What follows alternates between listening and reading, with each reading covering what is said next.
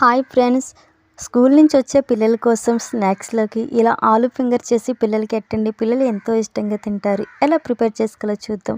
First ఇక్కడ 2 బంగాళదుంపలను ఉడికించుకొని ఇలా స్మాష్ చేసుకోవాలి.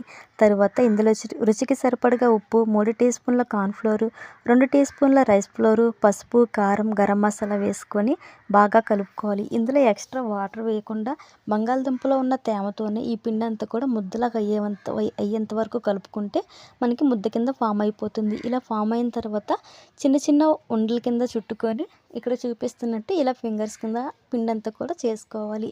ఇలా పిండంతా కూడా ఫింగర్స్ లాగా చేసుకున్న తర్వాత వీటిని డీప్ ఫ్రై చేసుకోవడం కోసం స్టవ్ మీద కడాయి పెట్టుకొని ఆయిల్ అనేది ఎక్కువ హీట్ అవ్వకుండా మీడియం హీట్లో ఉండగానే వీటన్నిటిని కొద్ది కొద్దిగా వేసుకొని 2 పక్కల కూడా గోల్డెన్ బ్రౌన్ కలర్ వచ్చేంత వరకు ఫ్రై చేసుకొని కెచప్తో సర్వ్ చేసుకుంటే పిల్లలకి కానీ పెద్దవారికి కానీ అందరూ ఎంతో ఇష్టంగా తింటారు. రెసిపీ నచ్చినట్లయితే మన ఛానల్ని సబ్స్క్రైబ్ చేసుకుంటే